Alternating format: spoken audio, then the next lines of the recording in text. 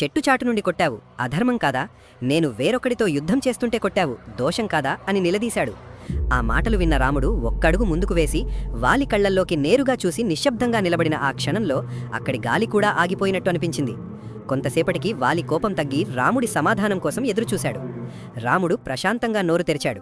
వాలి, జాగ్రత్తగా విను, ఇక్కడ నేను ఒక తీర్పు చెప్తున్నాను అన్నాడు. నేను మానవుడిని, నువ్వు వానరానివి, శాకమృగానివి అని చెప్పాడు. నువ్వు జంతువు, నేను మనిషిని, క్షత్రియుడిని, ధర్మాన్ని నిలబెట్టవలసిన వాడిని.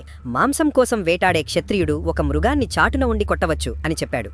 వలవేసి కొట్టవచ్చు, పాశం వేసి పట్టుకొని కొట్టవచ్చు అని అన్నాడు. అది అప్రమత్తంగా ఉన్నప్పుడు కొట్టవచ్చు, అది పడుకుని ఉన్నప్పుడు కొట్టవచ్చు, తిని నిలబడినప్పుడు కొట్టవచ్చు, పారిపోతున్నప్పుడు కొట్టవచ్చు, ఎప్పుడైనా కొట్టవచ్చు అని చెప్పాడు. అయితే ఒక్కసారి మాత్రం కొట్టకూడదు అని రాముడు ఆగాడు. వాలి ఆ మాట విని ఎప్పుడు అని ప్రశ్నించాడు. మృగమైనా సరే తన భార్యతో సంగమిస్తున్నప్పుడు వేరొక స్త్రీ మృగం